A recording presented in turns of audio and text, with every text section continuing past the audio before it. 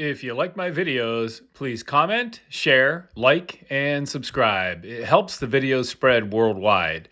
Now that the politicians and the media are gone, it's one of the few ways that we can shine a light on our little town of East Palestine. And please consider joining our Facebook group, East Palestine Off the Rails. Get the truth from the people that live here. And when I get a little too dicey for YouTube, please check me out on Rumble as Phoenix on the Sword. Phoenix on the Sword.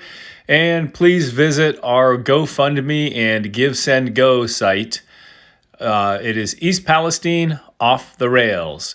Our goal is to help people move out of here that want to move. We have had no federal financial help to do so. Thank you so much. Hey, so we are here today with Chase Kinder, and he's very quiet and reserved. I had to really push him to come here because no, I'm joking. I saw him in a couple videos. One was Leonard Skinner with all that smell, and he had a gas mask on or a respirator. It was really good. And then I watched him in these videos, and it wasn't until we just talked that I realized I had met him years ago, and he knew my father. So it's really good to see him again. I know exactly who Chase is, although I haven't seen him for like 10 or 15 years maybe. So we're here, and hello, hey, good to see you again. Thanks for having me, man. Absolutely. So 28-year resident and have a lot invested in East Palestine. I care about our people. And my biggest concern is to advocate for the children, the people that are in this area that don't have the funds to leave. And just, I'm a believer in everybody makes their own choice, but we also need to be aware of, what's going on and make an educated choice as well. So, okay, so where do you live in relation to the crash or Palestine resident, correct? Yes. So I live on Hamilton Road. I live about 2.8 miles from where the whole incident took place. Okay. Mm-hmm. And can you recall the night of? Did you even know that it happened? Yeah, actually, I had gotten a call the night of. I wasn't home at that exact point, but my son had called me, and he lives on our farm, and he had said, "Hey, Dad, there's been a train accident, and it's pretty bad from what I understand." But I didn't think much of it. I thought, well, train accidents happen, and kind of left it at that. So then, when did you go ahead and tell when you found out it was as serious as it was, and the events leading up to the fire, the burn, and what I call the chemical bomb? So I think for me, it hit home that it was pretty serious when I started seeing flames and smoke and that sort of thing at our home. I started smelling something burning. And I also think it hit home for me when I heard so many, first responders coming and going. I saw things happening that were pretty huge. And then when it got to like day 2 and day 3, I was like, holy shit, this thing's pretty good size. This is pretty big. So that's when it hit me.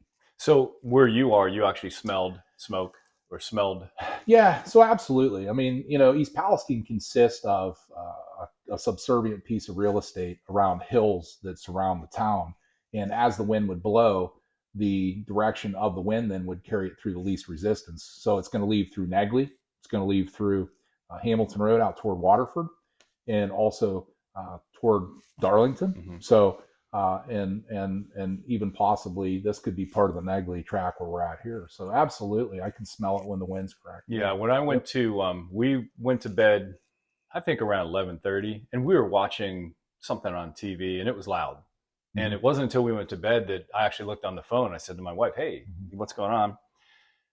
She went back to sleep. I came down and watched the news for a little while. And then I got up and did my normal thing in the morning, went to Darlington to work, and I could smell it heavily at work in Darlington, PA. And that at that time was just a fire. It was, that was Saturday morning. Yep. And I might as well mention this. While I was at work, a lot of the first responders come in just as patients. Mm-hmm. And one had been there all night and came in just as I was about to close. It was about noon. Mm-hmm. And by that time, I don't know where I heard some of the rumblings or the rumors. And I said, "Hey, I heard there was maybe vinyl chloride on that train." Yep. And keep in mind, we weren't told anything.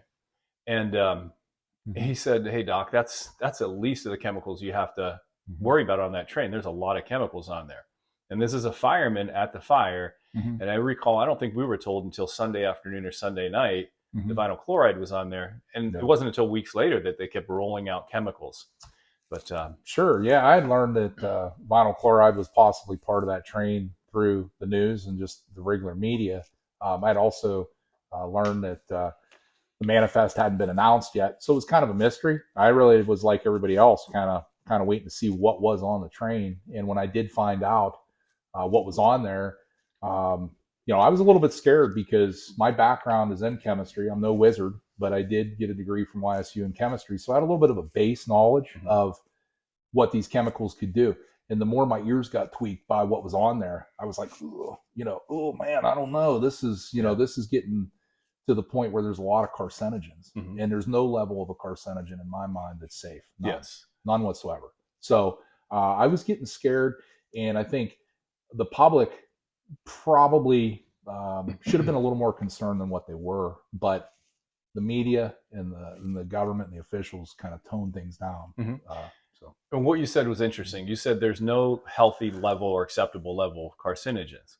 And that's Mhm. if a person is informed. If you know there's carcinogens in a product you drink or a cigarette you smoke and Mhm. you're informed, that's one thing. But Sure. if you're not Yeah. told, Right. and a certain subset Mhm. of people know that Yeah. you're being exposed to carcinogens and you're not told, Right. that's a whole different ballgame to me.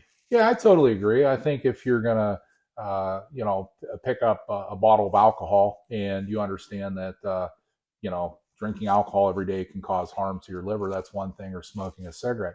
But I think as a child that's forced to live in an environment where they're not making that decision, someone else is for them.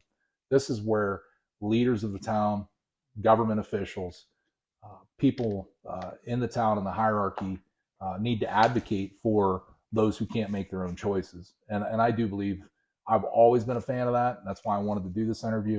It's highly important to me to try to advocate for knowledge so that people can make good decisions and know what's going on. A lot of folks really don't know. Mhm. And I'm personally the one thing that upset me, and the key reason, one of the thousand things that upset me about this was that this was a not upper on the echelon fireman, and he already knew. Mhm. What my thing was, why weren't we told right Mhm. away?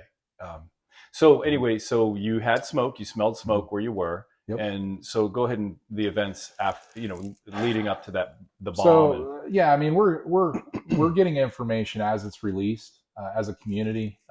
So as they feel information is necessary to us in the area, they're releasing it. Um, and so let's talk about the first responders. So those guys show up and they don't know what's on that train. Mhm. They're doing their job.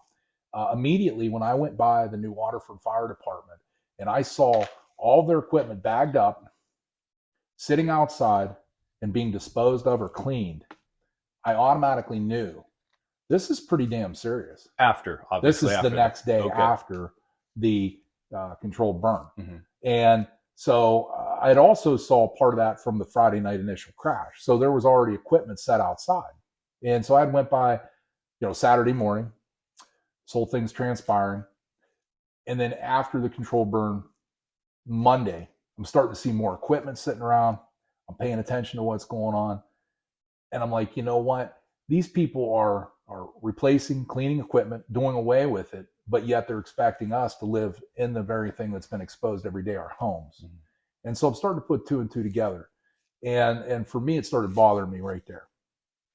So before we get to the what I call the chemical bomb, controlled burn, whatever you want to call it, leading up to that event, is there anything that you want to talk about prior to that happening? Is there anything that Yeah, stands out to you?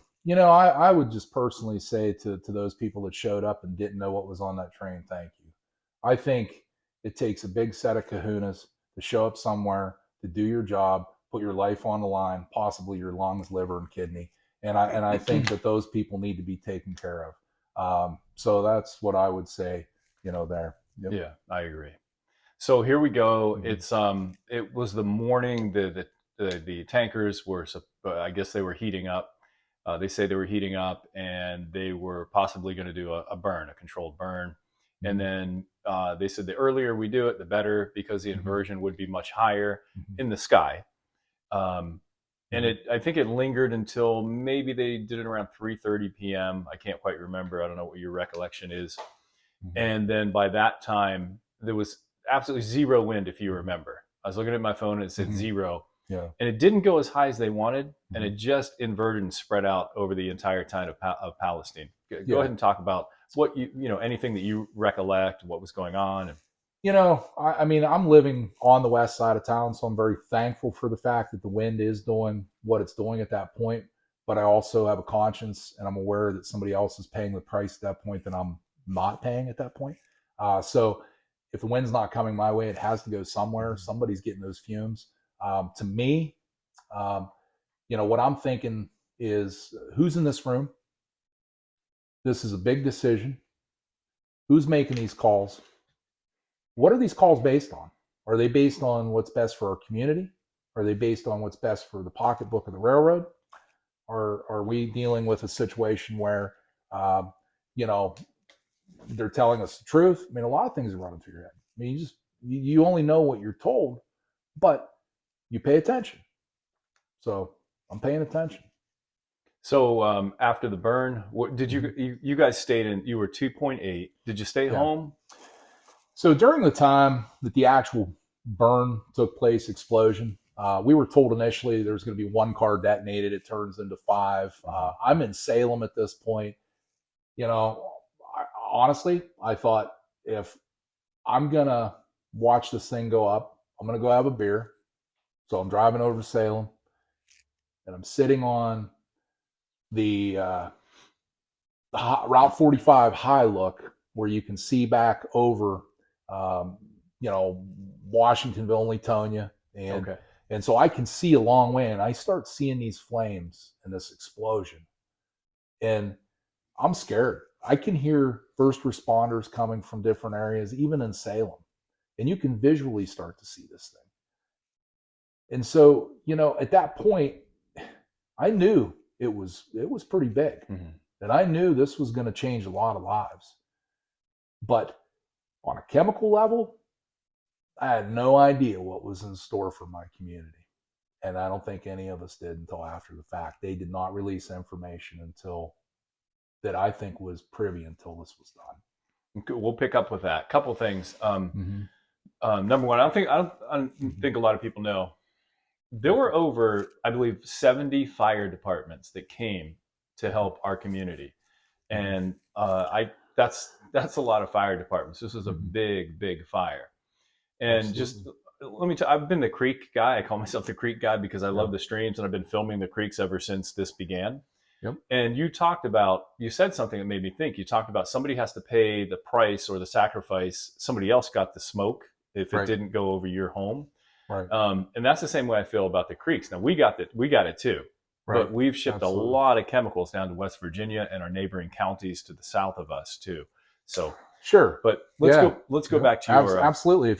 If you think about it, Rick, um, water runs downhill. So everything here is filtering into the Ohio River Valley, and then the wind is going to go in the direction in which at that point it's being taken. So the plume, the Newton's law, what goes up must come down. So this stuff's up, it's coming down somewhere. Mhm. I have a feeling that people as far north as Maine paid the price for this, or if not further, Canada. I mean, it was a big deal. Mm-hmm. Yeah. So you talk about the chemicals. One of the things that made me angry and made a lot of townspeople angry was the EPA's refusal to test for dioxins, Mm-hmm. and their main refusal. Mm-hmm. It angers me for a couple reasons. Number one, they said we really won't test for dioxins because Mm-hmm. we don't know what your dioxin level was before this. Do you remember them saying that? So, yeah, I mean, here's what they're going to say. We don't have anything to base this on. We don't have anything to say this was a normal baseline.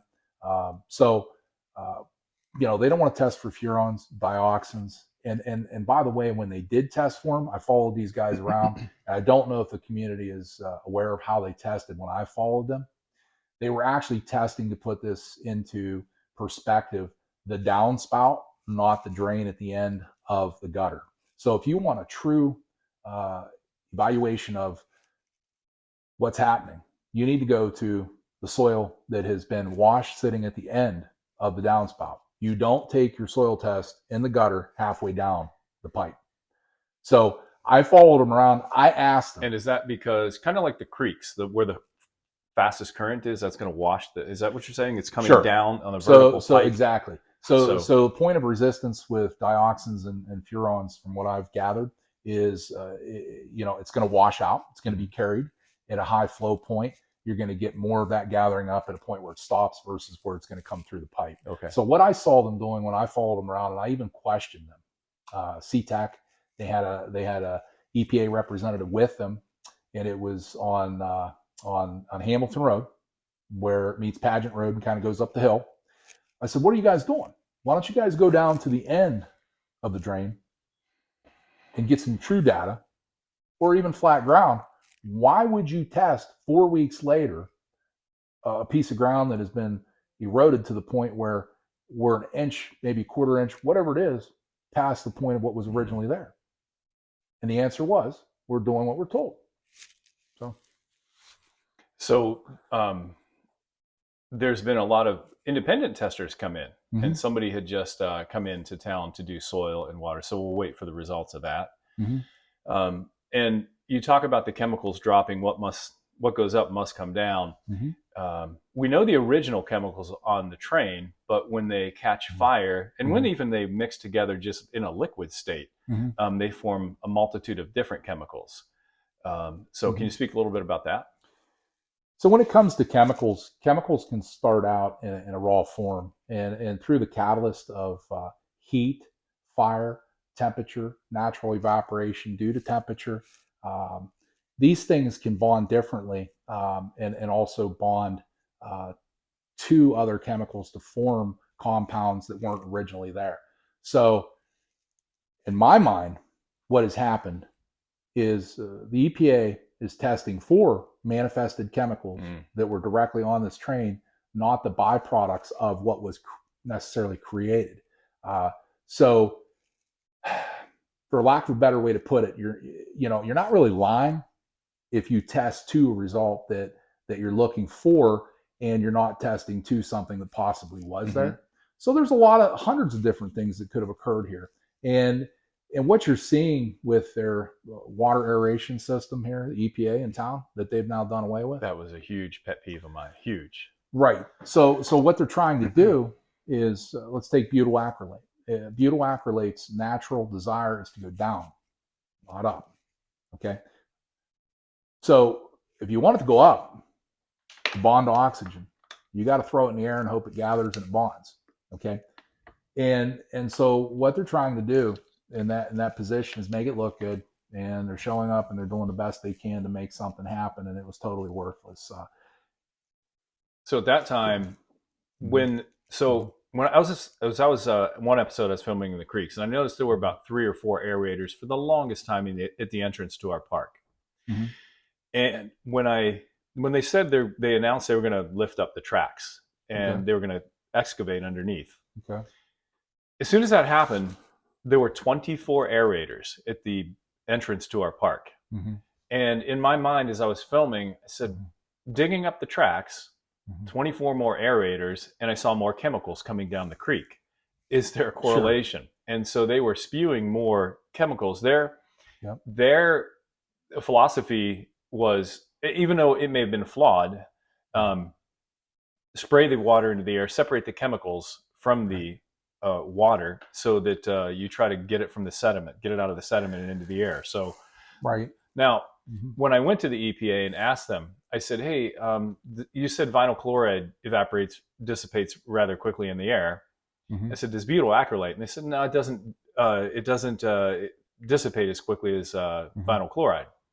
And I said, "Well, you got kids playing around those aerators. There's no cyclone fences. There's no hazardous chemical signs. Okay. Are you potentially throwing butyl acrylate in the air?" And they said, "No, it's an SVOC. It's not going to it's going to stick to the solid and not be separated." But as we talked, I said, "Why don't you put the Taga bus by there for a while? Because I also don't see any air monitors anywhere near those aerators." Sure. And they said, "Well, the only hits we're getting right now, high hits of butyl acrylate, are where they're digging up at the site, and with each shovelful, they're putting butyl acrylate in the air, and that's what the citizens smell, that burnt sweet smell." And I asked them, I said, "Well, you just told me that it doesn't separate in the air when you throw it from those big shower heads. Mm-hmm. But yet, as they're digging the site, Mm-hmm. that is what the residents smell. So one of my complaints was residents are smelling it there, right, and it's going into your body. Yeah. But you just told me it wasn't separated from the shower heads. Today, ABC affiliate WEWS was on site as the company began to remove rail from the location of the accident, digging out and sampling the contaminated soil underneath as part of their massive cleanup.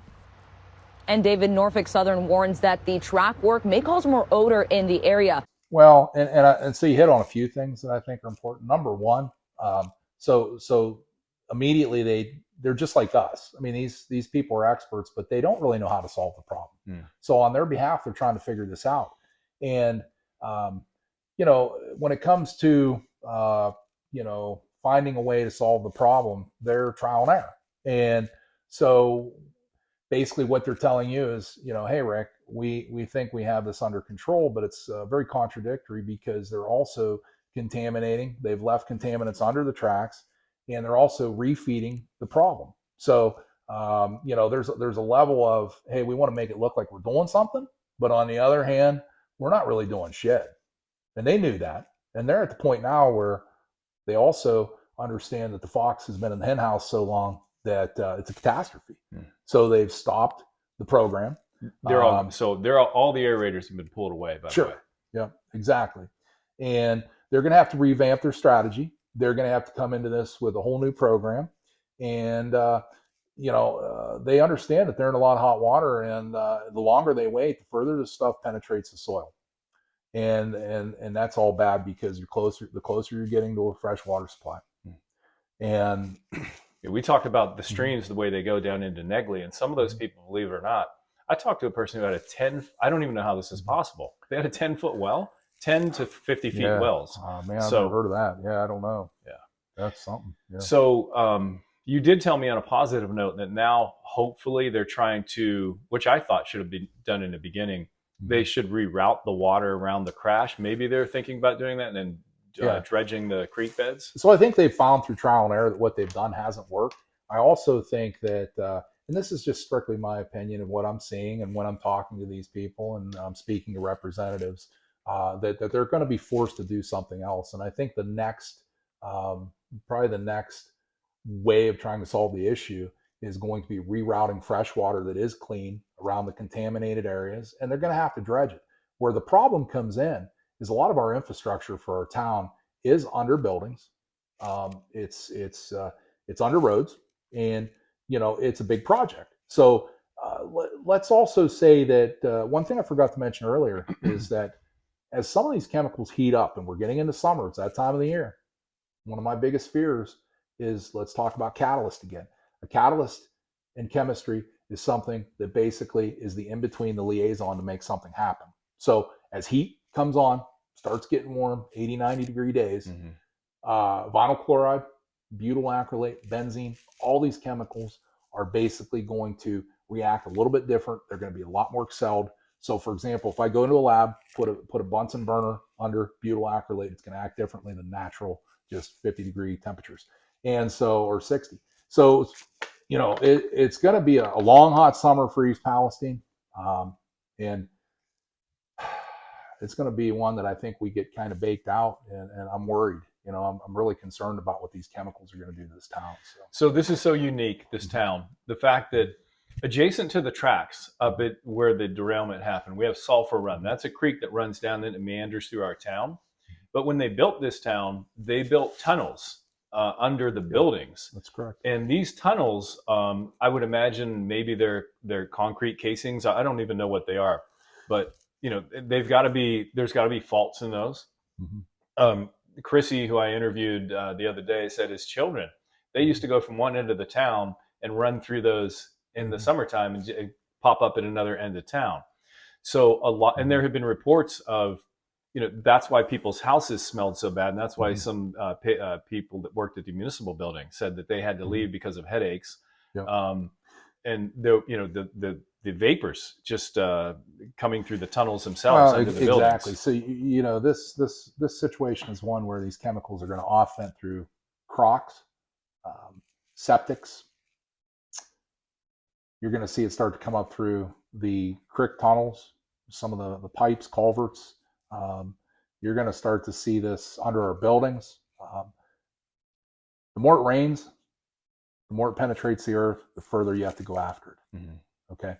And so in Livingston, Louisiana, they had a project like this that people compare this to. And there was a train that had one load of vinyl chloride. So at that point, from what I understand, they had to go 50 feet down to get that. Okay. And so this is a big deal. And a lot of these buildings, what I'm afraid of along the tracks, and this is just strictly my opinion, I don't know what's going to happen, but they may have to go up under these buildings and actually go after, if they want to clean it up correctly, you have to go after the product. Yep. So there may be a lot more avenues or more highways, water highways, but two things, in my opinion, are happening here. Mm-hmm. Number one, when they put those tracks over that contaminated liquid and soil and compounded it by pounding trains like we've never seen back to back for this entire time, that soil, number one, absorbing, then it hits a clay layer and spreads along town, but it's also being traveled by this waterway that was, built under our town. So we got a couple challenges there. And I don't want anybody to forget that, yes, they started pulling the tracks back up after 4 weeks. But that was, I believe, the southbound tracks. But right adjacent to them are northbound tracks where the chemicals don't know not to go under those tracks. They're still driving trains over the north or southbound. I believe it's the northbound. And so there are still chemicals under those tracks there. Presumably, I would imagine, because that's what they have to dig up next. And then the other question comes in, as you dig those, are more chemicals being leached back under where that's just a question I have, where you just replace the new tracks? I don't know if they put a barrier there of some kind to stop that from happening. I have no idea. It's just, I don't know the answer to that. I don't know that there's any physical way possibly on the earth that you can stop contamination from crossing a direct line of coordinates. I mean, if it's straight line, 50%, one track's here and the other's here, I think common sense tells you that's almost impossible, at least to me anyway. So to me, that's another concern. Absolutely. Yeah. So if you were, you have your own concerns. Tell me some of your concerns that really you want to talk about. So, I think, probably a real big concern for me is, so the railroad's investing in our town. Are they pulling the wool over our eyes? Are they putting a nice park in? You got to ask yourself when it comes to the railroad, why are they doing what they're doing? Why are they putting money in certain areas? Are they buying the fire department new equipment for a reason? Are they supporting our children in school and giving scholarships? Are they going to redo this park for a reason? And I'm hoping that the people understand what the goal and objective here is. I mean, they're trying to definitely pull the wool over our people's eyes, but most importantly, protect the one thing they don't want to do, which is buy people out. So I think they're protecting property and real estate values, hoping that they can cover up, in my opinion, what's going on here. Obviously, that's a big concern of mine. Can I say something about that? Yes. Before we move on to another point. So my office is in Darlington, right next to us is a municipal building. Okay. And they were pretty quick about setting up a help center and, had clergy there for emotional support and spiritual support. And they had some nurses, and people weren't happy with that clinic either, because, you'd go in and it's allergies, or, if you had a skin rash, you just had some kind of contact dermatitis all of a sudden to maybe some dust in your home, non-chemical. But they had a therapy dog, and you have your dog waiting in the car. We have 3 dogs. I won't have a home without a dog. I love dogs. Absolutely. But they had a therapy dog at this place, but they weren't treating, I believe, really treating people's medical concerns. And I said, hey, you got a therapy dog because what you need after the worst chemical disaster in American history and the big chemical bomb, you need to go pet a dog. Well, I felt the same way about the park. So it occurred to me, and believe me, I want a beautiful park. But after this happens, you do one thing first. Then that one thing would be, number one, that is $300,000 so far to beautify the park. How many professional duct cleanings would that have paid for? And I don't know anybody that has had a professional duct cleaning in their home. How many homes could have been cleaned top to bottom? And I don't know if you can clean these chemicals out of your home for the people that want to stay, Right. but at least attempt. Yeah. And beautify the park too. But don't be, Yeah. so in my opinion, don't just beautify the park and forget about the people that Yeah. cannot afford to clean the insides of their homes from these chemicals. And remember, it was 6 degrees that night, and they're pulling these chemicals into their home and their ductwork. So No, that was my absolutely. opinion on the park. No, absolutely. I mean, you can compare the need to fix anything to the money that they've wasted, and you can compare it to the fact that people could have been more of them temporarily relocated. They could have had water filtration systems in their home. It could be ductwork cleaning. There's a lot of different things that I think could be done uh, in a more efficient manner with that money. But one thing I do want to make clear to the people is that the railroad is doing what's in their best interest. Make that aware. And also, as they try to protect real estate values through the improvements of the school, the fire department, the parks, these things aren't there for anything other than their best interest. And a lot of that is to make it look like to the outside public that, hey, we're throwing a lot of money at East Palestine. But the other thing they're also trying to do is make sure that they protect property values here, because they just don't want to buy our homes. So the other thing I would tell you too that's a big interest to me is making sure that people that do stay here, if there's nothing wrong with staying here if you make that choice. And I agree. But you need to know the facts, and you need to understand what's going on. And I'm no guru. I'm not coming across as somebody that knows everything, because that's not what I want to do. I always just try to be straight up, and the truth is the truth, and ball's a ball, and a strike's a strike. And I think that people are basing their opinion and facts on the EPA. The EPA's track record is horrible. They've lost hundreds of millions of dollars in lawsuits. They have misrepresented almost every single transaction they've ever been involved in fact, cost a lot of people's lives. And if you want to look at the facts, it ended up costing millions and millions of dollars in lawsuits due to lost jobs and other things that just totally just lies are what have cost them tons of money. And their track record is one where they keep doing the same thing over and over. East Palestine is just another narrative for what has gone on all over this country.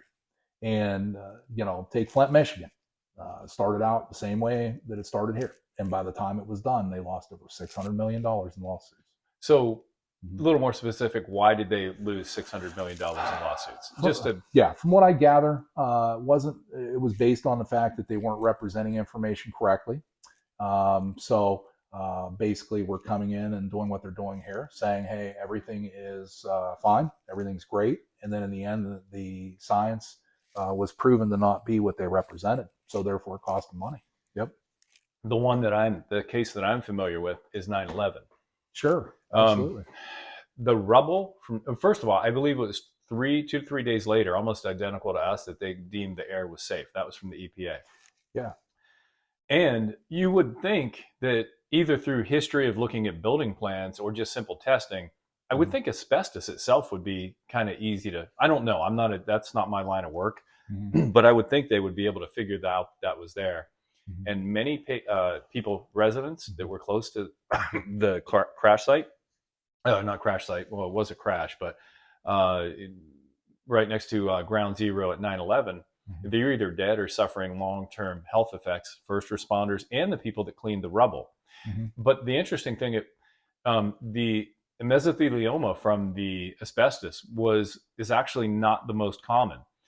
When you look at what the most common problems are from those acute people with the acute problems that happen, now they're suffering with long-term chronic problems, are things that the same chemicals that we've been exposed to in that short period of time cause. Upper respiratory problems, chronic lung problems, digestive problems. So they're very similar. It wasn't mesothelioma that was the most. It was the myriad of chemicals that happened in that fire from 9/11. Oh, yeah. The cocktail that was made in 9/11 is probably still to this day unknown. And I think the immediate reaction of the EPA is to calm the troops, let them know that, hey, we're gonna try to get back to normal as soon as possible. But ultimately, you got to look at the fact that the cost of doing business is important to those folks, and to evacuate high rises in the appropriate proximity of that area, would have probably cost them more than the cost of doing business by paying for their lawsuits. And to me, so yeah. a little, and very possibly, I mean, I don't know. No, maybe nobody's ever going to know the facts because the evidence was burned. Sure. But bringing those trains right through after the evacuation order was lifted, in our case, a lot of people are still questioning about the controlled burn of the chemical bomb. So, Yeah. what other specific things would you like to talk about? Well, I think personally too that testing is key, and blood and urine testing is highly important. Baseline testing is super important if you're going to stay, especially. I think the long-term residual effects of these chemicals acutely, daily exposed to the people will cause. I'm not a doctor, but probably cause some super long-term side effects. And the reason I say that is because I know what these chemicals, these VOCs especially, are capable of. They settle in the liver. They build up, they compound, and cause cancer. And I'm worried for people that stay long term. Although if people want to stay, they should totally have that choice. I feel like that should be a choice, but I also feel like you need the facts. Two things. We those of us that are still very worried about the chemical exposure, at least in my case, I am so happy for anybody that wants to stay or informed, hopefully informed, but wants to stay, whether they believe there may be chemicals still residing in our town. Yeah. And everything could be fine. Everything could be fine. And there again, it may not be fine. The only thing for sure in East Palestine at this point is there is no for sure. That's what and I'm not. I'm somebody who believes at this point testing has not been adequate, and I only know that because of the medical side, and I can attest to that. So, you talk about long-term exposure. We were told. So my college roommate is a medical doctor, 30 years. I've been a chiropractor, 30 years. We don't deal with these chemicals on a daily basis, so we're not supposed to know this stuff. Right. When I had sent some patients for vinyl chloride blood work and testing, and initially and urine work and benzene, I was pretty happy because they all came back negative in the beginning. And so I called Quest, as some people were getting turned away from other doctors from facilities. They wouldn't honor the blood work. Yeah. And I called. He said, "Hey, I'd like to have one of your doctors call me back." So a few hours later, he called, and he's one of the big guys in the Midwest that works for Quest. And we started talking. A couple of interesting things. Number one, I said, well, I don't know what good it does. We're getting further away from the burn. And we're told that vinyl chloride, it's a very short window to detect it in your body. And he said, that's true and not true. He said, that's true for the blood test. He said, the urine is a whole different animal. He said, when you are exposed to it on a daily basis in your home and in your ductwork and in your surroundings, as it builds up in your body, you're going to start peeing it out. It's going to start showing in your urine. Okay. So when you talk about adequate testing, somebody that was negative for vinyl chloride in the beginning could very well be positive 3 months down the line as they're being exposed to it in their home. And I said to him, there's a lot of people that aren't wealthy here. How much do these tests cost? And he said, well, I don't really know that. But he said, what are you talking about? He said, when I see on the news, I see that big disaster happen. You're telling me your people aren't being tested in that town? And this was a doctor that works for Quest Diagnostic Labs, and he was shocked. That's highly troubling to me as well. I can't believe that initially, we were recognized at a point of having an issue to the point where we had a permanent clinic placed here, but yet, so a placebo is a baseline, but yet we don't have a placebo test. We don't have anything here to base our citizens' health on from the go. So we don't have anything that says, hey, this is where we started. And we needed that. We should have had that. We still should. And so, yeah, it pisses me off too. I mean, it's very frustrating to be in a situation where we've been exposed to this. A lot of us, this is where we live. We don't have a choice. And the reality is, we're not in a position where we can say, hey, this is where we started from. And that should have been done. And what makes me frustrated as well about this health clinic is, frankly, if Mike DeWine says, hey, everybody's healthy, the water's great, then why do we need this clinic? Yeah, I said it's frightening that we need it in the first place. It's a step in the right direction. Sure. But yeah. Why are the CDC workers getting ill? Why are EPA workers getting ill? Why is the school system filing a lawsuit? Why are the railway workers unions filing lawsuits? Why are our people residually getting sick? And no, it's not over money, because the reality is the past shows that the money's really not it's an inadequate payout.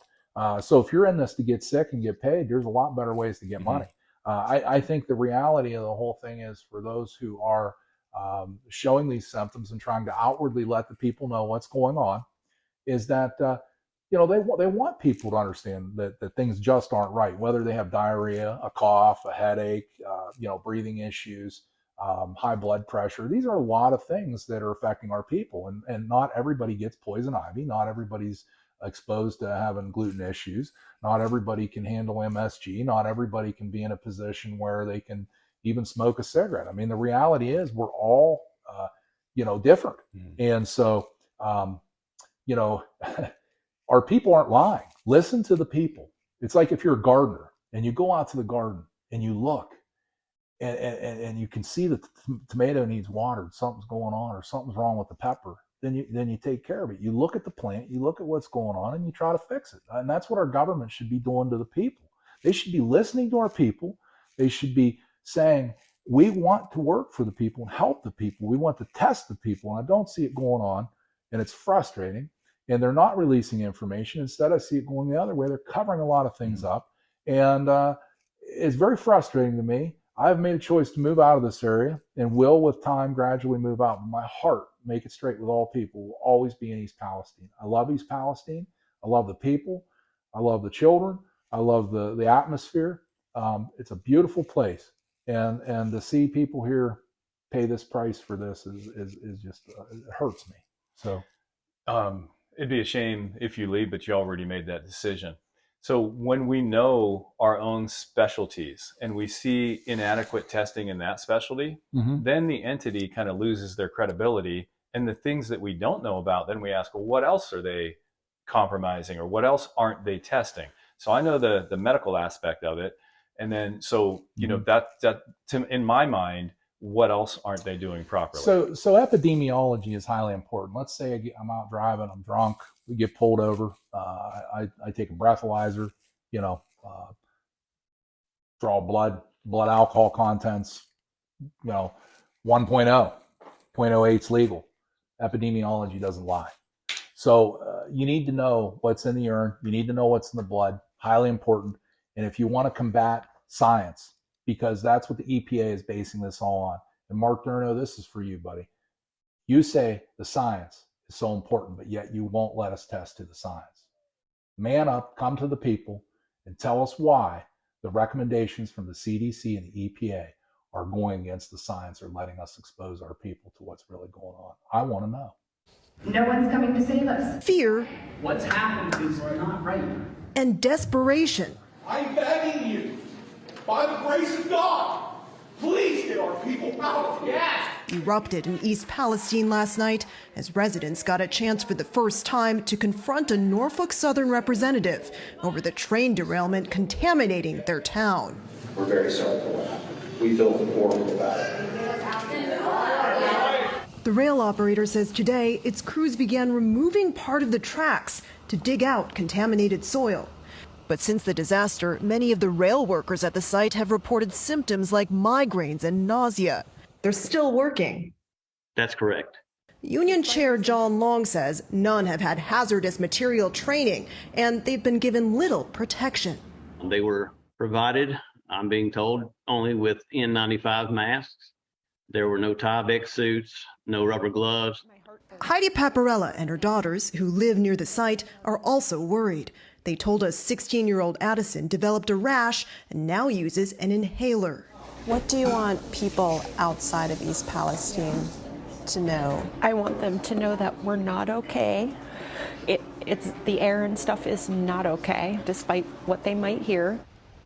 So when you say can you expound a little bit, because people watching this aren't going to know what you're talking about, test of the science? Are you talking about the air monitors and things they're testing for? So what we're going to do is, when we're talking about testing to the science, the EPA is going to base their decisions on science. And then they're going to convey that back to the politicians and say, hey, here's the data, here's the numbers.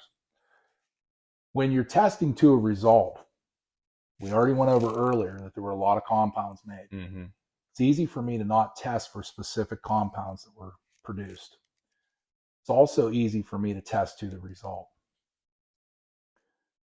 What happens is that these folks go through this process. And what do you mean by test to the result? I believe I know what you're saying. But so they expose machinery to give results to lower numbers, parts per million, parts per trillion, or higher than what they need to see or hear. They also are in a position where they're not testing for certain chemicals and compounds. So, for example, if I don't test for something, then I'm not going to get any result. The end result of doing nothing is nothing. So what happens is that if I need data to inform and persuade a population to go a certain direction, I'm going to produce that data, which is what the EPA is doing. That's what I'm saying. Very similar to back in the 50s when the cigarette companies hired researchers. You can prove anything or disprove anything but some of those studies may be very faulty when scrutinized. They said cigarette smoking was not bad for you, even though they knew different. So, yeah, and I mean it's like this: if I can recommend to the local hospitals and labs that I don't want urine and blood tested for benzene, butyl acrylate, any chemical that was on that manifest, it's like this, then I can slow down the process of producing epidemiology. I can slow down that process of facts coming out. Facts are science. So that's one of the things I mentioned. Our residents were getting just browbeaten when they would go to their physicians asking for these tests, and many of them have never been tested. As we're starting to see the few people get tested for vinyl chloride, we're already having quite a few test positive. Yeah, and the EPA. I don't mean to interrupt you. No, but I want you to. I think what's going to happen, and you sparked something in my mind. So vinyl chloride you can pick up through smoking a cigarette, daily acute smoking a cigarette. Hey man, exposure. You can pick this up, and so what the EPA's famous line is the answer to their approach is going to be: we don't have that placebo. We don't. This result is skewed because this guy smoked a cigarette. This guy, we didn't have a base. We don't know, just like they did with dioxins and furans. We don't know where we started. We don't have a placebo. We don't have a base. This is their go-to. So, and I believe that's from the filter on the cigarette. But then that's why I suggested then when this thing happened, this horrible catastrophe, they need to take a town similar, adjacent to ours, and you do those same tests there. I mean, that's what a research study is. And then you compare it to our results now, and you see how skewed the two results are. If we're the same, fine. But they're doing the lack of, so go ahead. Some of anything that you are really... No, you're right. I mean, your baseline could have been Columbiana. It could be Salem. It could be anywhere that was close to here, and you could use that as a baseline to say, hey, our people are exposed to more vinyl chloride, benzene, whatever the product might be. So another concern, to kind of shift gears, that I have is so what we're seeing happening with these politicians. So I'm real scared that as we're being pushed on the back burner, we don't have the exposure we had 3, 4, 5 weeks ago, and I'm really concerned that their interests, their needs are being met, not the people's. That's a huge concern of mine. That the people that are appropriated to work for us aren't working for us. I'm afraid of that. So that bothers me. Okay, so that is why 10 to 10 in the morning on Monday, I said, I'm doing nothing on Monday. I got to get some rest. This is all just a little too much stress. So it's almost like you have 2 full-time jobs now. Got a call from a business owner in Pittsburgh. He said, hey, your governor's in town in about 10 minutes. Threw on a ball cap, flannel shirt, and I was down there in 3 minutes at the podium at the new clinic. And what was interesting, there was one other citizen there. It was all press. Yep. I voted for Governor DeWine twice. So they come in the shadow of darkness, and it's daylight, but that's an expression. Okay. They call the press. They wanted a ribbon cutting. And if anybody has seen that, he got tiffed with me and scolded me because I asked him a couple questions. And at that moment, I said to myself, wait a second, this was a legitimate question. Why is he angry with me and not Norfolk Southern or whoever contaminated these creeks? Why is he angry with the person that voted for him and is here hoping that he can rise up and help us? It's a great question, and I think the answer is, so Mike DeWine is in a position where he's not working for the people. He's working for the special interest. It's that simple. So when I have to keep the people calm, but my boss is the special interest, there's a fine line you have to walk. And when he becomes uncomfortable, he is in a position where, he kind of will change the topic really quick or not answer a question. And he's almost pre-rehearsed. If you watch any of his entry-level exposure to giving a speech or when there's press around, they almost prep him up. They give him this. I've seen it done. I've watched him going into interviews and, trying to speak. And they get this guy going, man. They tell him what to do, where to stand, go here, do this. And so, obviously he's a puppet. It bothers me that I've paid taxes, and a lot of people in our community have for 30 years. And if you take what each individual has paid over a 30-year span, including yourself, we have gotten to the point where we need that representation. And we've been paying the bill, and these guys haven't showed up. They've left us high and dry. They've showed up to represent things that make themselves look better. You have Sherrod Brown and J.D. Vance coming up with a train law that is, it's great to change laws and put things into effect that might help the people with train accidents that might not happen, or change the braking system. I'm not doubting that. That's great. But here's the issue. What are we doing right now for the people of East Palestine? That is my question to all politicians. I have spoke to politicians, and I'm very dedicated to making phone calls, emails, and I have actually been told by these politicians that we don't have a bag of money or magic wand. Okay, that one comes from Bill Johnson. The Senate rep for Ohio. That's disgusting. I just got to say that. Well, I'm just going to tell you what I was told. Okay, so the Blasdell Rob told me flat out that she loses sleep at night and that she's worried about her people. She's from this area, but the railroad, unfortunately, is the one at this point making the rules. When a politician tells you that works for the people, that the hierarchy, the railroad's making the rules, you feel pretty helpless. And so the politicians have made me feel as if they can do a lot better and they need to work for the people. And when I spoke to Mike DeWine's office last week, flat out asked him, is this going to be declared a FEMA declaration of disaster? I don't believe there's any movement to go that direction. But I asked the representative, does this man work for us or does he work for the railroad? Because the answer with whether or not we carry on that conversation is going to either go or it's going to stop at that point. And so, when it comes to, state representative or Senate Representative Rowley, won't even call me back.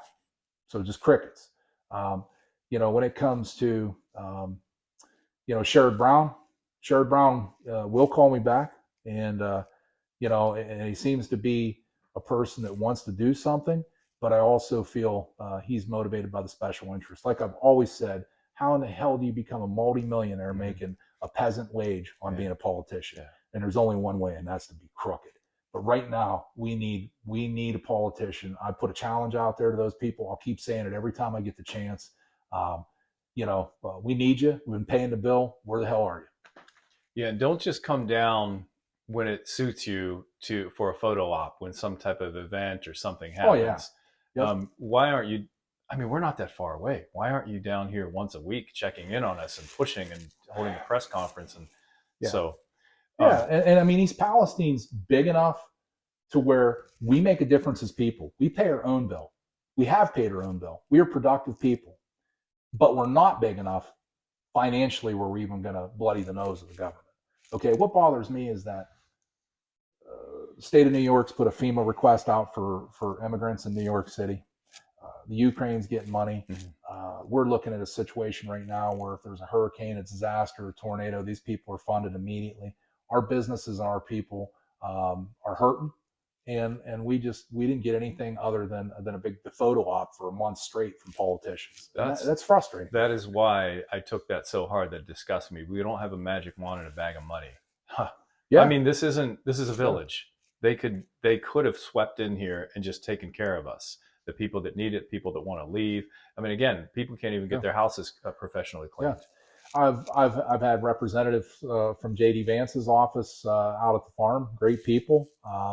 I just really feel that they haven't done anything. I mean, it's one thing to be a real nice person. It's a whole nother program to actually get something done. And I just don't see it. Tell you what, and when we did have the media here, I've always been told, my dad always said, when you hire somebody, realize that they're going to be their absolute best at the time of the interview.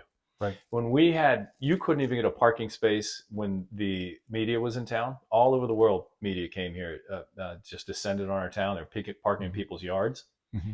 And Norfolk Southern didn't miss a beat. They just kept doing what they do. Mm-hmm. Those aerators were spewing, no fence around them. Whatever else they were doing that has irked me so bad, the chemicals in the creek. Nothing changed. And I said to myself, if nothing changed while the whole world their eyes were upon us, right? When is it going to change, right? And so, when I sat back and watched what Norfolk Southern had done, and Alan Shaw wrote him a personal email and said, "Hey, I want to be the poster child for a no strings attached approach to helping our people." Never got a reply. The way our businesses are suffering in this area. There's a lot of agricultural businesses here that sell, they sell live goods, they sell produce, they sell, pigs, beef, pork, dairy, whatever. Okay. And then, there's just a lot of folks that live on the tracks with our businesses that just can't go to work like they used to. Yeah. And who wants to come to East Palestine? Let's face it. Who's going to go buy a pig in East Palestine when you can go to Damascus or Akron or someplace where you're not dealing with the largest chemical spill contaminating that product, And so, I understand. But on the other hand, we didn't ask for it. We need help. And we needed federal money. We needed low interest loans. We needed the politicians to come in here and do something besides talk bullshit. We needed them to go to town for us and promote, low interest loans, grants. We needed them to represent some kind of a bill that Doug Mastriano, by the way, has done phenomenal things for PA. I thought the way Pennsylvania handled it in the beginning was unbelievable. I mean, we had residents testifying in front of Senate. The Senate testimony shortly after the bomb, and this was just across the border in Pennsylvania. I was like, what is going on here? Nothing's happening over here in Ohio. Yeah, and you know what? Why it's our problem. We created it. Why are we sucking hind tit to what they're doing? I mean, these guys are over here getting it done, and we got the party started, and we haven't done anything. And when I tell the politicians you haven't done anything, they say, yes, we have. And I say, then what have you done? What have you done for the people of East Palestine? So let's talk about, we got a health clinic, we've got, an EPA office, but what have we done for the citizens themselves? And as far as the railroad goes, getting back on them, Norfolk Southern, their little assistance center thing, I haven't gotten a dime from them, but I can tell you that I think that place is a joke. I've talked to people that went in there. They have a lot of issues. Very selective about who comes and goes. So, yeah, I know that not firsthand, but because of my wife. She went in there, and as soon as she mentions talking about any serious question, they go to the back. The guy's demeanor when he came back out. He needed to talk to a supervisor, and he pretty much, short of just escorted her out of the building. And you mentioned businesses. Did you see that the butcher shop Doyle's, after 50 years in existence? Yeah, I did see that. Yeah, absolutely. And some of the businesses here too, frankly, have had product bought off of them. Alan Shaw's not stupid. He's going to come in here and he's going to make this place look better than what it is. He's going to try to keep people at ease temporarily. He's going to buy flowers. He's going to buy candles. He's going to go up and down town and he's going to buy product from people. And guess what? He's also going to haul ass out of here and he's going to leave everybody behind. So trust me, this guy knows what he's doing. he's got the program down. We are the cost of doing business to these people. Yeah. Prior, you mentioned something that a lot of people are afraid to mention. You said, "Who's going to want to come to East Palestine?" There was a joke, some like name a place you wouldn't go if they paid you now, and it was East Palestine. I have a lot of people that used to come from Pennsylvania, patients that would come because they loved Doyle's meats. And they flat out told me, I mean, I apologize to the town, but the grocery store, I have patients that loved our local grocery store. And absolutely, they would say to me, well, I don't know if those potato chips were sitting on the shelf whenever the thing went off, and they're shopping elsewhere. Now, I don't know. I'm hoping the grocery store is doing great. But the way it is damaged, not only uprooted our families, their lives of the people that live here, but our businesses. It's just wreaked havoc on our town, unfortunately. So let's talk about science when it comes to coming to East Palestine. So basically, the fatty tissue of animals could store a lot of these products: the kidney, the liver. You could have chlorophyll picking this up through plant products. I mean, the bottom line is we don't know, and so I'm not discouraging anybody. I don't want to be a Debbie Downer. But what I'm going to tell you is that if you're from the outside community and you have the choice to buy a carrot from East Palestine or a carrot from Hanoverton, Ohio, you're going to go to Hanoverton, Ohio, and that's just the way it is. It's the way it is, and people, there's it's a fact from what I see with the people from Pennsylvania, but it's the unsaid fact that you can't say it. Well, there's a lot of things that are unsaid at this point, because you have to understand that the old saying is you don't want to kill the messenger. I think what it boils down to is, I think knowledge is power, and it also enables capability to make good informed decisions. And so what it comes down to is people are protecting their best interest for this reason. So if I'm a farmer, let's use a cattle farmer as an example, and he says, I don't want to outwardly express that my cattle could be storing dioxins in fatty tissue, and I don't want to talk about the fact that my animal might not be as good or perhaps better. It could be better than somewhere else. What they're going to say is, let's base this on the Ohio Department of Agriculture, and the Ohio Department of Agriculture is coming in and saying, hey, everything's fine, so therefore they're going to go with that narrative. And so what you're seeing is, if they admit that there's a problem, or if they even admit that there might be a problem, what happens is then they're putting the bill on the railroad, or they're putting the bill back on the government. And they realize that the railroad's reputation for paying the bill sucks. And they also realize that our government has abandoned us. So do you blame them? Think about it. Do you blame these folks for stepping up and trying to protect their best interest, which is their ability to pay their own bills? So I get it. Okay. But also, we have a responsibility to not contaminate our food chain through secondary biopoisoning. We also have to understand that as much as we might lay out mouse poisoning, the mouse dies, the hawk comes and eats the mouse, the hawk pays the price. We do not want to be the hawk. As we wrap up here, anything that you've been storing up inside that you really want to, when you came over here, was there anything in particular that you really wanted to cover? I would say, Rick, that if I had to sum this up to anybody, I would just simply say that it's sometimes very difficult to leave the for sure for the maybe in life. And East Palestine, unfortunately, is a maybe. And it used to be a for sure. It was a great town. It was quiet. It was calm. It was a good place. Hardworking people, and a lot of people here are just as good as they ever were. And I just worry about the environment so much. I mean, because we're fighting an invisible dragon. Mm-hmm. You can't see. You can physically go to that water and you can see what's in that water. That's why the water is captive. But you can't see what's on that ground. Okay. And there's just as many contaminants on that ground as there is in that water. The thing that irks me so bad is that if they deny what you see in the creek, oh yeah, what else? What if they deny? If you deny what you can see, it's all about money, brother. If I got to admit something to you, and I have to admit there's a problem, and I got to produce statistics that show that there's an issue, then I got to start producing money. I got to get the checkbook out. But where we as citizens can make a difference, and our people can make a difference, is we can start testing to our own epidemiology. We can produce our own blood and urine test. We can fight this battle, but we have to be smarter than the EPA. We have to be smarter than the government. We have to be patient, even though we don't know what's going to happen to us.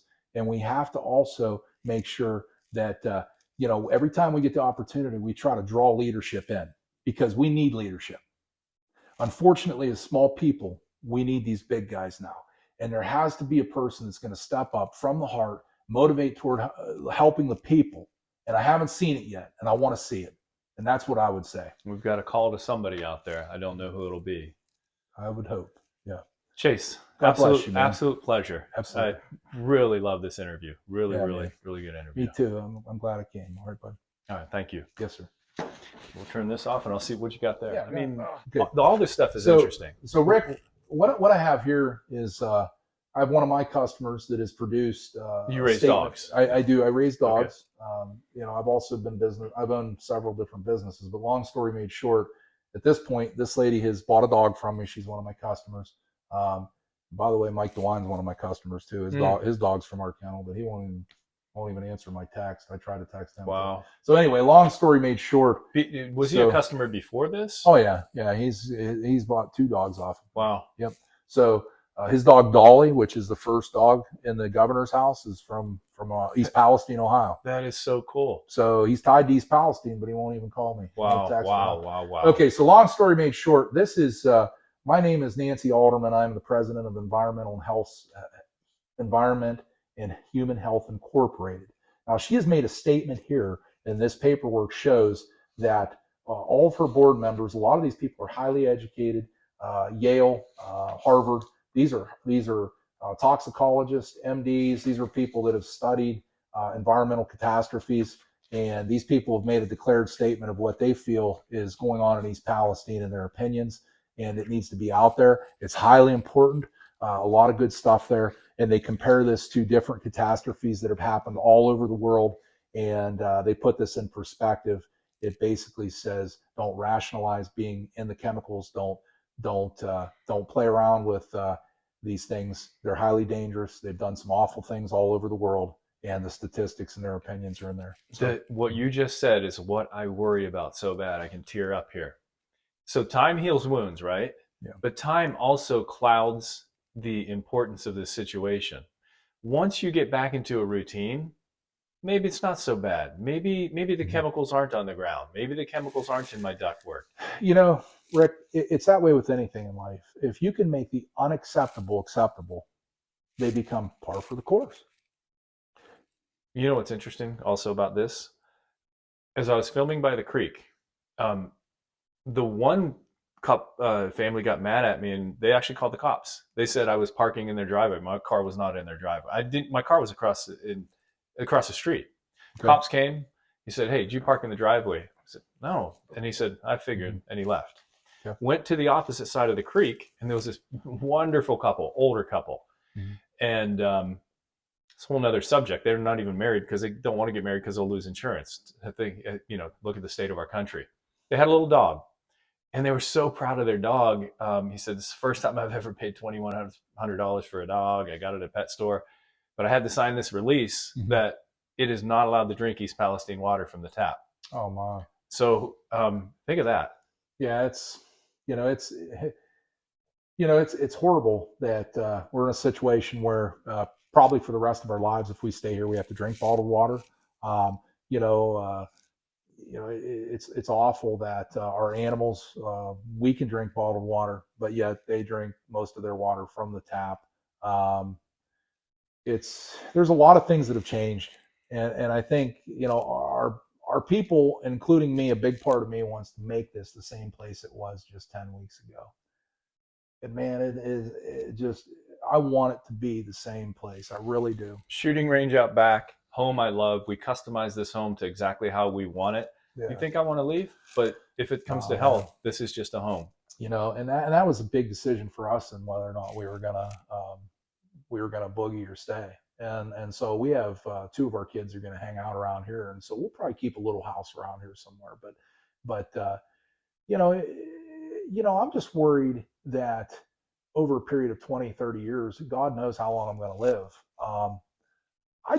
I mean, personally, I want to be in the best pasture I can be in. Mhm. I look at myself, God compares me to a sheep, and I want to eat the best grass I can, man.